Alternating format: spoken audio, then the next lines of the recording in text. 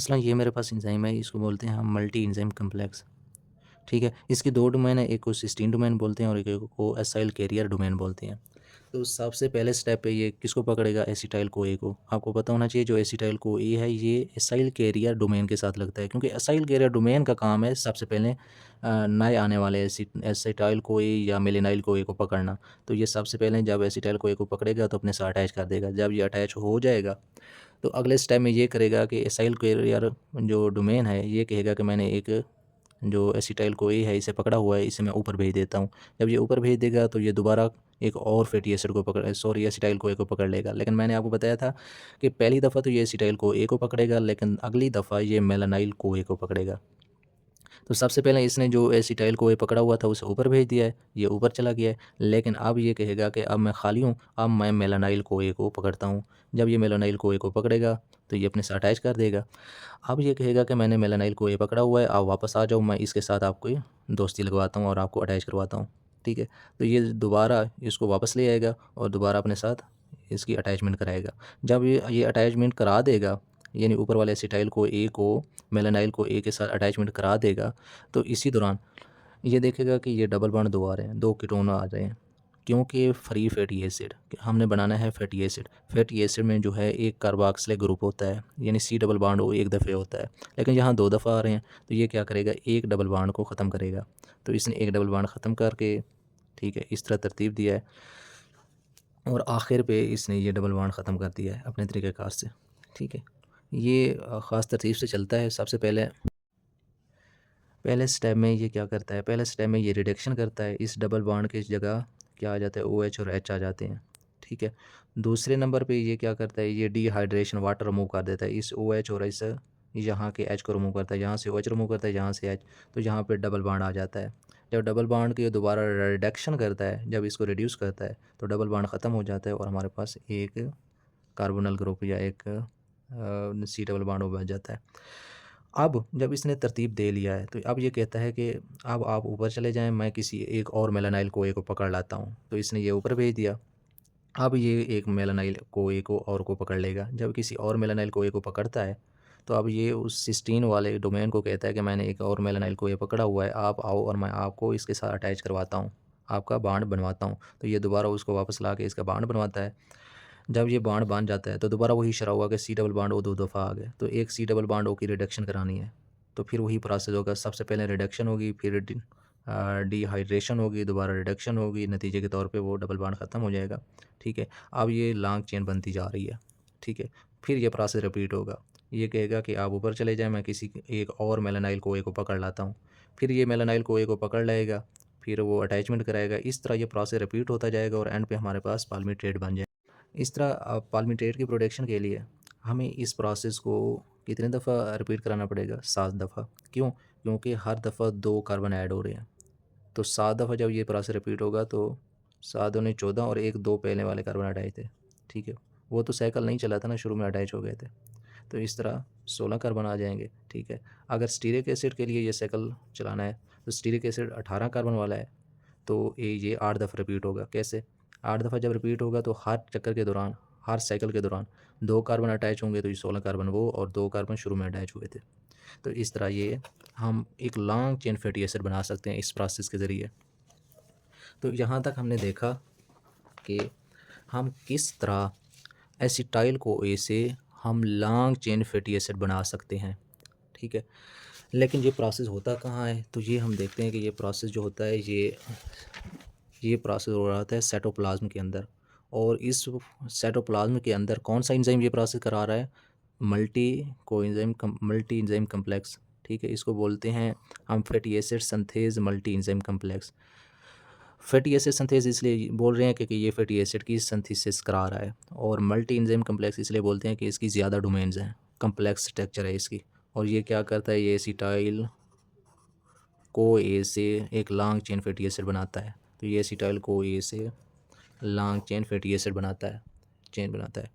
हाँ, लेकिन ये साइटोप्लाज्म के अंदर जब वर्क कर रहा होता है तो ये मैक्सिमम इसकी लिमिट है 16 कार्बन वाला बना सकता है, पल्मेटिक एसिड तक बना सकता है। स्टीरिक एसिड साइटोप्लाज्म के अंदर नहीं बनता, क्यों?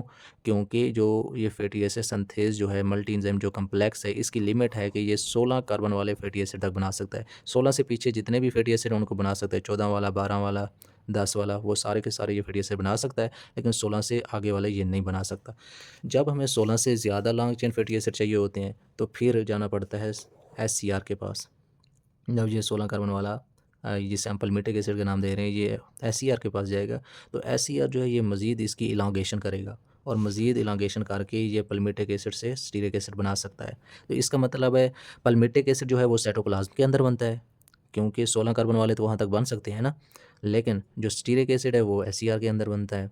और इसी तरह oleic acid, linoleic acid, linolenic acid और बाकी जो 16 कार्बन से ज़्यादा वाले फैटी एसिड हैं वो सारे के सारे एससीआर के अंदर बनेंगे। हाँ, बाज़ दफ़ा जो है हमें अनसैचुरेटेड फैटी एसिड बनाने की ज़रूरत पड़ जाती है, तो वो हम फैटी एसिड पहले बनाते हैं सैचुरेटेड, उसके बाद उसकी अनसैचुरेशन या डीसैचुरेशन करते हैं। वो किस तरह होता है? मसलन पल्मिटिक एसिड 16 कार्बन वाला बना है, इसको हमने पाल्मिटेट में कन्वर्ट करना है, तो क्या होगा? ये जो पल्मिटिक एसिड है ये एससीआर के अंदर जाएगा और इसकी डीसैचुरेशन होगी और पाल्मिटेट में कन्वर्ट हो जाएगा। पाल्मिटेट के अंदर आपको पता है एक डबल बॉन्ड है। बिल्कुल इसी तरह जो स्टीरिक एसिड है, ठीक है, इसकी भी इसी तरह डीसैचुरेशन होती है एससीआर के अंदर, ठीक है। स्टीरिक एसिड जो है इसकी जब डीसैचुरेशन होगी तो वो ओलिक एसिड में कन्वर्ट हो जाएगा, ठीक है। और जब इसकी मज़ीद डीसैचुरेशन होगी तो वो लिनोलिनिक एसिड, ठीक है, 2 डबल बॉन्ड, फिर 3 डबल बॉन्ड, इस तरह की जो डबल बॉन्ड की फॉर्मेशन है, पॉली अनसैचुरेटेड फैटी एसिड की जो फॉर्मेशन है वो भी एससीआर के अंदर होती है। तो एससीआर क्या काम करता है? ये इलांगेशन भी करता है और डीसैचुरेशन भी करता है, ये एससीआर का काम है। तो ये 16 कार्बन वाला जो था ये पाल्मिटेट था, ठीक है, और इसकी जब डिसैचुरेशन करी तो वो पाल्मिटोलिक एसिड बन गया, ठीक है।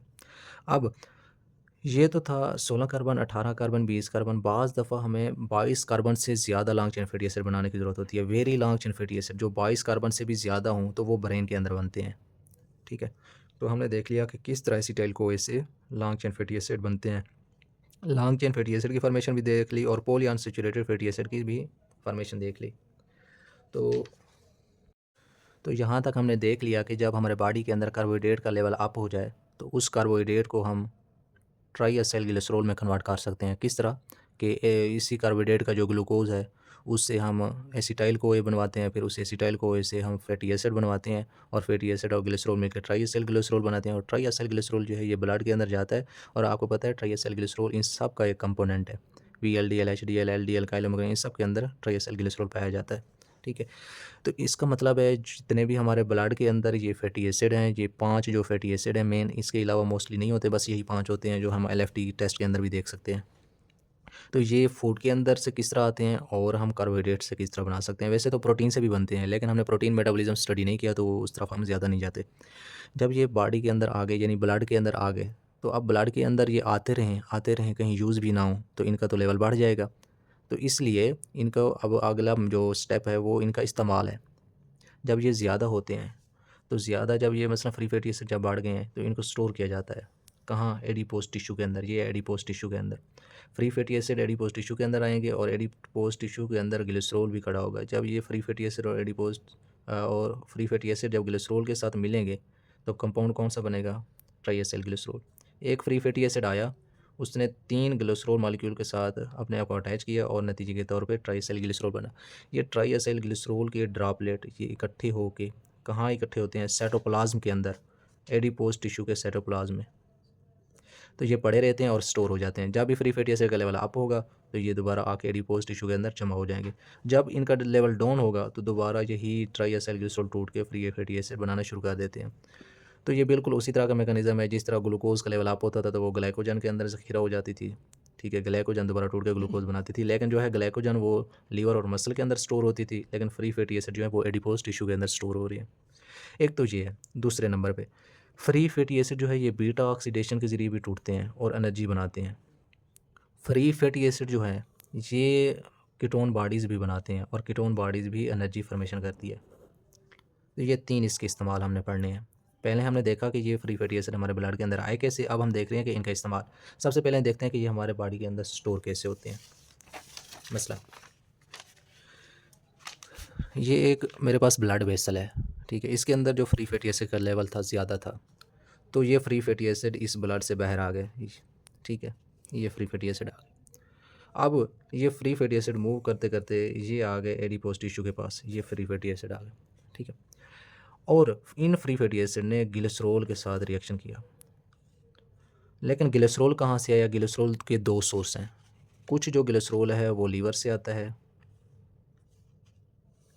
लीवर के अंदर कैसे बन रहा है? लीवर के अंदर आपको पता है ग्लाइकोलाइसिस का मामला हो रहा है, ग्लूकोज टूटता है डाइहाइड्रोक्सी एसीटोन में, और G3P में डाइहाइड्रोक्सी एसीटोन जो है वो ग्लिसरॉल फास्फेट में कन्वर्ट हो जाता है। वो मैंने आपको अभी बताया है कि ग्लिसरॉल्डिहाइड 3 फास्फेट भी है, वो भी ग्लिसरॉल बना सकता है, डाइहाइड्रोक्सी एसीटोन भी बना सकता है। इस तरह देख लें, ग्लूकोज टूटता है, ठीक है, ग्लूकोज 6 फास्फेट में ग्लूकोज 6 जो है वो फ्रक्टोज 6, फिर फ्रक्टोज 1,6 बीस फास्फेट, वो जब टूटता है डाइहाइड्रोक्सी एसीटोन फास्फेट में और साथ में G3P में, और ये G3P और डाइहाइड्रोक्सी एसीटोन ये 3 कार्बन वाले हैं, और इन 3 कार्बन वालों से ग्लिसरॉल बन सकता है।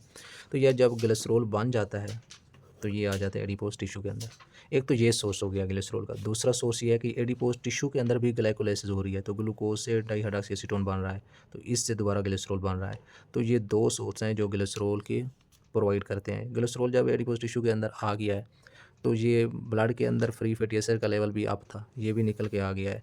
तो एक ग्लिसरॉल के साथ 3 फैटी एसिड मिलते हैं और उसके नतीजे में कौन सा कंपाउंड बनता है? ट्राइएसाइल ग्लिसरॉल। और ट्राइएसाइल ग्लिसरॉल आपको पता है कि ये स्टोर रहता है। कितने अरसे तक स्टोर रहता है? एक बहुत लंबे अरसे तक स्टोर रहता है। अच्छा, आपने सोचा है कभी कि जो ग्लाइकोजन है वो भी एक एनर्जी का सोर्स है, ठीक है, और वो ऐसा एनर्जी का सोर्स है जो एनर्जी रिजर्व्ड है, जो एनर्जी स्टोर रहती है।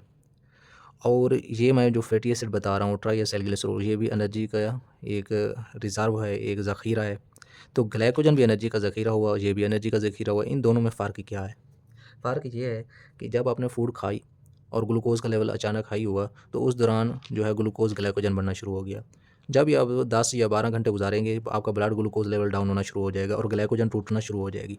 तो ये ग्लाइकोजन बहुत जल्द टूट जाता है, यानी आपका रोज़ाना का ग्लाइकोजन टूटता भी है, बनता भी है। लेकिन जो ये ट्राइएसाइल ग्लिसरॉल है, ये तब टूटते हैं जब लंबे अरसे तक आप फाके में रहें। तो इसका मतलब है ये लॉन्ग टर्म एनर्जी रिजर्वर हैं, ठीक है। यानी अगर कोई बंदा 7 दिन या 3 दिन या 4 दिन इतना लंबे अरसे तक अगर भूखा रहता है तो उसके जो है फैटी एसिड जो हैं वो ट्राइएसाइल ग्लिसरॉल टूटना शुरू हो जाएंगे और एनर्जी प्रोवाइड करेंगे। अगर इंसान ने खुराक खाई उसके बाद भूखा रहा तो सबसे पहले तो ये ग्लाइकोजन टूटेगा, ये 12 से 13 घंटे तक ये टूटता रहेगा और एनर्जी देता रहेगा। जब ग्लाइकोजन ख़त्म होगा उसके बाद ये ट्राइएसाइल ग्लिसरॉल टूटना शुरू हो जाते हैं। तो ये लॉन्ग स्टारवेशन या लॉन्ग जो है फास्टिंग स्टेट के अंदर ये ट्राइएसाइल ग्लिसरॉल एनर्जी का सोर्स बन जाते हैं। तो ये जब ज़ख़ीरा होते हैं तो ये मीज़ल फॉर्म में के अंदर ज़ख़ीरा नहीं होते, ये मीज़ल फॉर्म के अंदर ज़ख़ीरा नहीं होते, बल्कि ये large oily cytoplasmic cytosolic droplet के अंदर ज़ख़ीरा होते हैं। यानी ये एडिपोज टिश्यू के साइटोप्लाज्म के अंदर ज़ख़ीरा होते हैं और ड्रॉपलेट्स की फॉर्म में। ये तो इनका हमने ज़ख़ीरा होना पढ़ लिया है, ठीक है। जब ज़रूरत पड़ेगी ये दोबारा टूट के ब्लड के अंदर भी जा सकते हैं, इसी का नाम दिया हुआ है। इसका टूटने का जो अमल है वो थोड़ा इंटरेस्टिंग है। ट्राइएसाइल ग्लिसरॉल यानी किस तरह ग्लिसरॉल और फ्री फैटी एसिड बनाता है, ये थोड़ा सा इंटरेस्टिंग है। ये ट्राइएसाइल ग्लिसरॉल जब टूटता है ग्लिसरॉल में और साथ में फ्री फैटी एसिड में, ये कब टूटता है? जब आप लंबे अरसे तक फाके की हालत में रहते हैं और फाके की हालत में आपको एनर्जी की ज़रूरत है, ग्लाइकोजन का स्टोरेज ख़त्म हो गया है, तो ये फ़ैट आपके टूट रहे हैं और आपको एनर्जी दे रहे हैं, ठीक है। वो कैसे एनर्जी देते हैं वो अगला स्टेप हम देखेंगे। फ़िलहाल हम ये देख रहे हैं कि ये टूट कैसे रहे हैं। तो ये कैसे टूटते हैं? ये एडिपोज टिश्यू के अंदर एक एंजाइम होता है जिसको हम बोलते हैं लाइपेज़ एंजाइम, लाइपेज़। और ये जो लाइपेज़ एंजाइम है ये हार्मोन सेंसिटिव होता है, यानी हार्मोन इसको एक्टिव या इनएक्टिव कर रहे होते हैं, तो इसीलिए इस एंजाइम को हम बोलते हैं हार्मोन सेंसिटिव लाइपेज़। तो हम देखते हैं कौन से एंजाइम जो है, कौन से हार्मोन इसे एक्टिव कर रहे हैं और कौन से इनएक्टिव। जो एपिनेफ्रिन है और उसके साथ जो ग्लूकागॉन है, ये दोनों के दोनों हार्मोन इसके ऊपर पॉजिटिव इफेक्ट डाल रहे हैं, इसको एक्टिव कर रहे हैं, ठीक है। लेकिन जो इंसुलिन है वो इसको इनएक्टिव कर रही है। ये किस तरह? मसलन जब आपके ब्लड के अंदर ग्लूकोज़ लेवल कम हुआ, जब ग्लूकोज़ लेवल कम हुआ इसका मतलब है कि आप लंबे अरसे तक भूखे हैं, इसलिए आपका ग्लूकोज़ लेवल कम हो गया है। तो उस ग्लूकोज़ लेवल कम के दौरान आपके ब्लड के अंदर ग्लूकागॉन ज़्यादा होगा या इंसुलिन? साफ ज़ाहिर है ग्लूकागॉन ज़्यादा होगा, क्योंकि इंसुलिन तो तब ज़्यादा होता है जब ग्लूकोज़ का लेवल ज़्यादा होता है, लेकिन अब ग्लूकोज़ लेवल कम हो गया है तो अब ग्लूकागॉन और एपिनेफ्रिन का लेवल ज़्यादा होगा और ग्लूकागॉन और एपिनेफ्रिन जो है वो आपके लाइपेज़ को एक्टिव करेंगे और ये ट्राइएसिलग्लिसरॉल को तोड़ के फैटी एसिड और ग्लिसरॉल बनाएगा। लेकिन जब आपने बहुत ज़्यादा कोई खुराक खा ली है और आपके ब्लड के अंदर जो ग्लूकोज़ लेवल है वो ज़्यादा हो गया है, तो ज़्यादा जब ग्लूकोज़ लेवल होगा तो उस दौरान जो है आपको इंसुलिन रिलीज़ होगी और इंसुलिन क्या काम करेगी, वो लाइपेज़ को कहेगी कि आप मज़ीद ये ट्राइएसिलग्लिसरॉल को आप ना तोड़ो, बल्कि पहले ही ग्लूकोज़ ज़्यादा है, हमें एनर्जी की ज़रूरत नहीं है। तो ये इस तरह जो लाइपेज़ है ये हार्मोन सेंसिटिव है और किस तरह ये काम करता है ये आपने देख लिया। लेकिन आपने एक बात का ख्याल रखना है कि ये जो फ्री फैटी एसिड हैं ये तो चले जाएंगे सीधा ब्लड में, लेकिन जो ग्लिसरॉल है ये इस के अंदर इंटर दोबारा नहीं हो सकता, बल्कि ये ग्लिसरॉल लीवर के पास जाएगा और लीवर के अंदर ये ग्लिसरोफॉस्फेट में कन्वर्ट हो जाएगा। इसकी रीज़न ये है कि इसको दोबारा ग्लिसरॉल से ग्लिसरॉल फास्फेट में कन्वर्ट करने के लिए एक एंजाइम होता है जिसको हम बोलते हैं ग्लिसरॉल काइनेज। और ये ग्लिसरॉल जो काइनेज है ये सिर्फ लीवर के अंदर पाया जाता है और सिर्फ लीवर ये एक ऐसा आर्गन है जो ग्लिसरॉल को दोबारा ग्लाइकोलाइसिस के अंदर एंटर कर सकता है। यानी ग्लिसरॉल जाएगा ग्लिसरॉल फास्फेट में, ग्लिसरॉल फास्फेट जो है वो ग्लिसरॉल्डिहाइड 3 फास्फेट में कन्वर्ट हो जाएगा और ग्लिसरॉल्डिहाइड 3 फास्फेट जिस तरह ग्लाइकोलाइसिस के अंदर टूटता है ना, फिर उसी तरह टूटना शुरू हो जाएगा। तो ये ग्लिसरॉल का दोबारा ग्लाइकोलाइसिस के अंदर शामिल होना ये सिर्फ लीवर ही कर सकता है, क्योंकि लीवर के पास ग्लिसरॉल काइनेज एंजाइम मौजूद है। तो यहाँ तक हमने देखा कि जब फ्री फैटी एसिड का लेवल ज़्यादा होगा वो स्टोर कैसे होंगे और जब फ्री फैटी एसिड का लेवल कम होगा तो वो टूट के ब्लड के अंदर आएंगे कैसे। उसके बाद अगला हमारा जो स्टेप है वो ये है कि जब ये फ्री फैटी एसिड ज़रूरत के वक्त ब्लड में आती हैं या दोबारा ज़रूरत से ज़्यादा जब वो ज़ख़ीरा हो जाती हैं, ये बात तो समझ में आ गई। लेकिन यही फैटी एसिड हमें एनर्जी कैसे देते हैं, तो हमने अब पढ़ना है कि फ्री फैटी एसिड से एनर्जी प्रोडक्शन, बीटा ऑक्सीडेशन, ये बहुत इंपॉर्टेंट टॉपिक है। फैटी एसिड से हमें एनर्जी की प्रोडक्शन किस तरह होती है, यानी free fatty acid beta oxidation से किस तरह गुजरते हैं। मसलन ये मेरे पास एक फैटी एसिड है, लॉन्ग चेन फैटी एसिड, ठीक है। अब इस लॉन्ग चेन फैटी एसिड को हमने देखना है कि ये बीटा ऑक्सीडेशन पहले करते किस तरह है। तो इसके जो बीटा ऑक्सीडेशन का प्रोसेस है वो माइटोकॉन्ड्रिया में होता है। सबसे पहले ये याद रखना है, ये मैंने माइटोकॉन्ड्रिया बना दिया सारी की सारी, लेकिन ये माइटोकॉन्ड्रिया के अंदर डायरेक्ट एंटर नहीं हो सकते। पहले इन फैटी एसिड को असाइल को ए में कन्वर्ट करना पड़ता है। मैंने आपको पहले बताया इनको फैटी एसिड का नाम भी दे सकते हैं या असाइल भी कह सकते हैं। तो इनको हम असाइल को ए में कन्वर्ट करते हैं। किस तरह कन्वर्ट करते हैं, को एंजाइम ए इसके अंदर एंटर करते हैं। कौन सा एंजाइम ऐसा है जो को ए इसके अंदर एंटर कर रहा है, वो माइटोकॉन्ड्रिया की जो आउटर मेम्ब्रेन है, ये माइटोकॉन्ड्रिया की दो मेम्ब्रेन है, ये माइटोकॉन्ड्रिया की आउटर मेम्ब्रेन मैंने शो की हुई है और ये माइटोकॉन्ड्रिया की इनर मेम्ब्रेन मैंने शो की हुई है, ठीक है। तो जो माइटोकॉन्ड्रिया की आउटर मेम्ब्रेन है इसके अंदर एक एंजाइम होता है जिसको हम असाइल कोए सिंथेज बोलते हैं।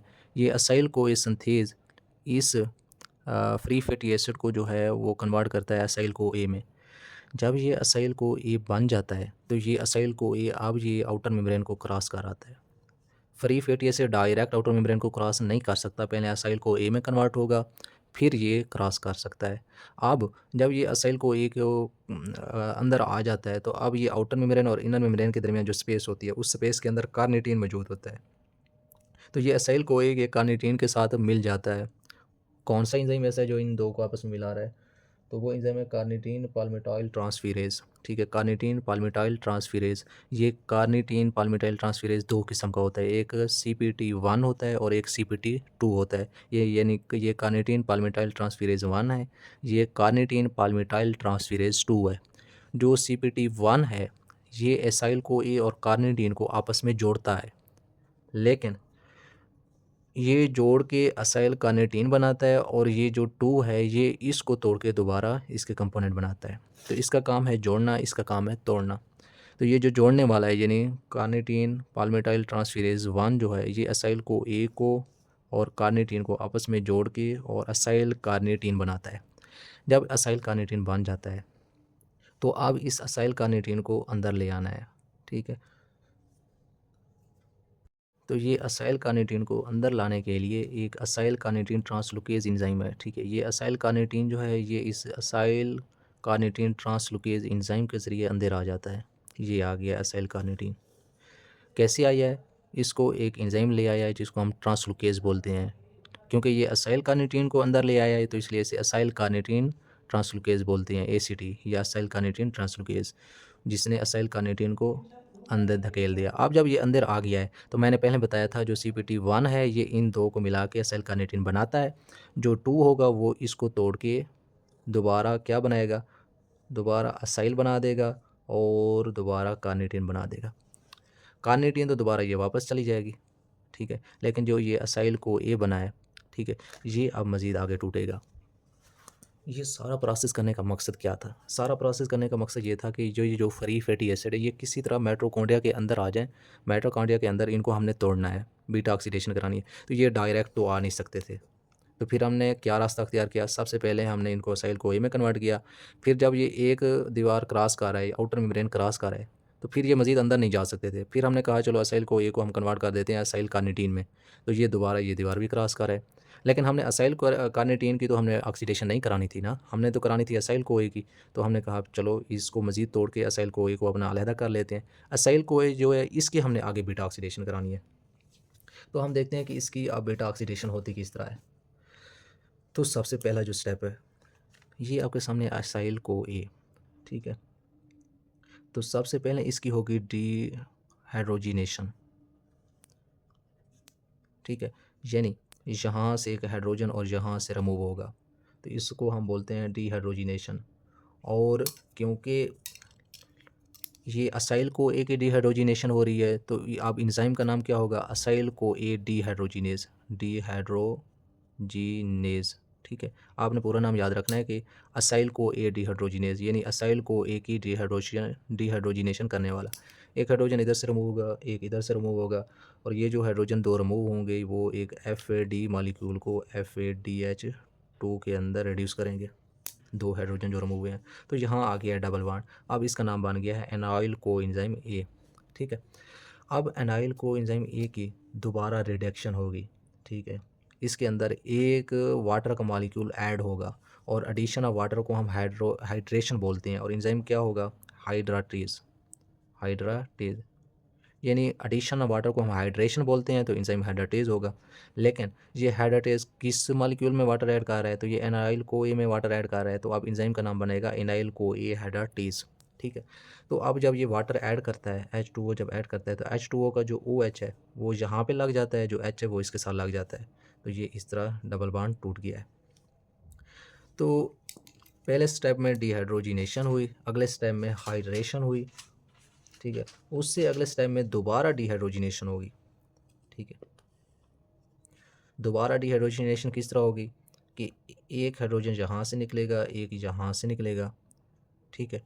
तो इस पहले जो डिहाइड्रोजिनेशन हुई थी वो यहाँ से और यहाँ से निकला था हाइड्रोजन। अब जो है एक ही कार्बन के दो हाइड्रोजन निकलेंगे, और ये दो हाइड्रोजन कहाँ जाएंगे? ये एक NAD मॉलिक्यूल की रिडक्शन करेंगे, एक NAD को रिड्यूस करा के NADH बनाएंगे, ठीक है। पहला एंजाइम कौन सा था? डिहाइड्रोजिनेज। अब कौन सा होगा? वही डिहाइड्रोजिनेज, क्योंकि हाइड्रोजन रिमूव हो रहे हैं। लेकिन पहले जो डिहाइड्रोजिनेज था वो असाइल को ए डिहाइड्रोजिनेज था, अब जो होगा वो हाइड्रॉक्सी असाइल को ए डिहाइड्रोजिनेज, ठीक है। जब इसकी डिहाइड्रोजिनेशन होगी तो यहाँ पे डबल बॉन्ड आएगा, क्योंकि एक कार्बन से दो हाइड्रोजन रिमूव हुए हैं, तो इस कार्बन पे यहाँ पे डबल बॉन्ड आ जाएगा। और जब डबल बॉन्ड आ गया है तो यहाँ पे अगर अटैक कराया जाए किसी एंजाइम का, तो यहाँ से बॉन्ड टूट सकता है। तो वो हम कराते हैं एक एंजाइम का जिसको हम बोलते हैं थायोलेज, थायोलेज, ठीक है। वो थायोलेज क्या करता है? इसको अलहदा कर देता है और इस टुकड़े को अलहदा कर देता है। ये क्या बन गया है? ये आपके सामने बन गया है एसिटाइल को ए, ठीक है। और ये दोबारा एक फैटी एसिड बन गया है, लेकिन ये फैटी एसिड था, ये जो पहले वाला फैटी एसिड है उससे 2 कार्बन कम वाला फैटी एसिड है, यानी ये अगर 16 कार्बन वाला था तो ये 14 कार्बन वाला होगा। 2 कार्बन किधर गए हैं? 2 कार्बन इधर आ गए हैं ये एसिटाइल को ए के साथ। अच्छा, अब हुआ क्या है कि ये जो एसिटाइल को ए बना है ये आगे आपको पता है ये कहाँ जाएगा? ये TCA साइकिल के अंदर जाएगा, और TCA साइकिल के अंदर धड़ाधड़ ATP बनेगी। एक दफ़ा TCA साइकिल चले और 10 ATP बन जाते हैं, तो हर दफ़ा ये वापस जाएगा और इसी रास्ते से गुजरेगा और एसिटाइल को ए को अलहदा कर देगा। एसिटाइल को ए TCA साइकिल के ज़रिए एनर्जी बनाता रहेगा। तो इस तरह अगर 14 कार्बन वाला है तो ये 7 दफ़ा घूमेगा, क्योंकि इसने फिर वापस चले जाना है। कहाँ पे? यहाँ पे वापस चले जाना है, और वहाँ पे वापस जाके इसने दोबारा घूमना शुरू कर देना है। ये इस तरह घूमता रहेगा और हर दफ़ा ये एसिटाइल को ए को सेपरेट करता रहेगा। एसिटाइल को ए TCA साइकिल के ज़रिए हमें एनर्जी देता रहेगा। इस तरह लिपिड से धड़ाधड़ एनर्जी बनती है, ठीक है। इसलिए तो कहते हैं कि जो लिपिड हैं ये डबल सोर्स ऑफ एनर्जी हैं, क्योंकि ये बहुत ज़्यादा एसिटाइल को ए की फॉर्मेशन करते हैं और एसिटाइल को ए जो है टीसी साइकिल के अंदर बहुत ज़्यादा एनर्जी बनाता है। तो ये था सारी बीटा ऑक्सीडेशन का प्रोसेस। तो अब हमने देखा कि फ्री फैटी एसिड से बीटा ऑक्सीडेशन के ज़रिए हम किस तरह एनर्जी हासिल करते हैं। एक और हमारा टॉपिक रह गया है कि फ्री फैटी एसिड से कीटोन बॉडीज़ किस तरह बनते हैं। तो वो देखते हैं, कीटोन बॉडीज़ भी एनर्जी फॉर्मेशन करते हैं। लेकिन एक बात मैं आपको पहले बता दूं, ये कीटोन बॉडीज़ बनने से पहले ये जो बीटा ऑक्सीडेशन है ये कहाँ हो रहा है, ये माइटोकॉन्ड्रिया के अंदर हो रहा है। इसका मतलब है कि जिस आर्गनी के अंदर माइटोकॉन्ड्रिया नहीं होंगे वहाँ बीटा ऑक्सीडेशन नहीं होगी, जिस सेल के अंदर। अच्छा, मुझे ये बताएं कि आरबीसीज़ के अंदर माइटोकॉन्ड्रिया होते हैं, आरबीसीज़ के अंदर माइटोकॉन्ड्रिया नहीं होते। इसका मतलब है कि आरबीसीज़ के अंदर बीटा ऑक्सीडेशन नहीं होती, आरबीसीज़ फ्री फैटी एसिड को इस्तेमाल नहीं कर सकते। इसी तरह ब्रेन भी फ्री फैटी एसिड को इस्तेमाल नहीं कर सकता। अब हम देखेंगे फ्री फैटी एसिड से कीटोन बॉडीज़ की फॉर्मेशन किस तरह होती है। कोई एक long chain free fatty acid था, ठीक है। ये long chain free fatty acid गुजरा है बीटा ऑक्सीडेशन से। वो हमने पढ़ा है कि बीटा ऑक्सीडेशन किस तरह करते हैं। बीटा ऑक्सीडेशन से जो भी गुजरा है तो वहाँ बीटा ऑक्सीडेशन के नतीजे में क्या बनता है, एसिटाइल कोए बनता है। तो हमने देखा कि एसिटाइल कोए जो है वो टीसीएस साइकिल में से गुजरना था और उसने टीसीएस साइकिल से गुजर के एटीपी की फॉर्मेशन करनी थी। लेकिन अब होता क्या है, जब ज़्यादा फ्री फैटी एसिड से टूटना शुरू हो जाए, इतनी एनर्जी की ज़रूरत नहीं थी जितने फ्री फैटी एसिड की ब्रेकडाउन शुरू हो गई है। तो अब होगा क्या, फ्री फैटी एसिड जो है वो इस रास्ते से गुजर के एनर्जी बनाने की बजाय वो एक और रास्ता अख्तियार कर लेते हैं। क्यों उन्होंने रास्ता अख्तियार किया, क्योंकि इतनी एटीपी की ज़रूरत ही नहीं थी जितने फ्री फैटी एसिड टूट रहे हैं, ठीक है। तो होगा क्या कि ये बीटा ऑक्सीडेशन से जो ही गुजरेंगे, ये बजाय एसिटाइल को ए बनाने की, ठीक है, ये एक बनाते हैं HMG को ए, ठीक है। ये एक इंटरमीडिएट है और HMG को ए से बनता है एसीटो एसीटेट, ठीक है। ये किस तरह हुआ है, HMG को ए जो बनाता है वो HMG को ए सिंथेज है, एक एंजाइम है जो एसिटाइल को ए से HMG को ए बनाता है। HMG को ए दोबारा बनाता है एसीटो एसीटेट, ठीक है। ये एक इंटरमीडिएट है, इस पर आपने ज़्यादा गौर नहीं करना, आपने देखना है कि एसिटाइल को ए से एसीटो एसीटेट कैसे बनता है। तो ये था एसिटाइल को ए, तो ये आपके सामने एसिटाइल को ए आ गया, ये तो इधर शिफ्ट हो गया है ना डायरेक्ट। लेकिन ये जो है ये एक्स्ट्रा है, वो हाइड्रोजन लगता है यहाँ पे, ठीक है। ये डबल बॉन्ड की बजाय यहाँ आ जाता है CH और OH, और इस कंपाउंड को हम नाम देते हैं, ये है 3 हाइड्रोक्सी ब्यूटारेट। ये कार्बन नंबर 1 है, ये 2 है, ये 3 पे हाइड्रोक्सी ग्रुप है, ये 3 हाइड्रोक्सी ब्यूटारेट है।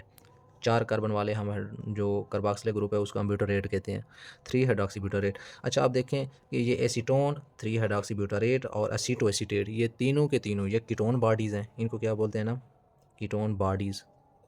और ये कीटोन बॉडीज़ जो हैं ये भी एनर्जी का सोर्स हैं, लेकिन ये जब बहुत ज़्यादा हो जाएं तो ये क्योंकि एसिडिक नेचर हैं, ठीक है, तो इस वजह से इनके ज़्यादा होने से कीटोएसिडोसिस होता है बॉडी के अंदर, ठीक है।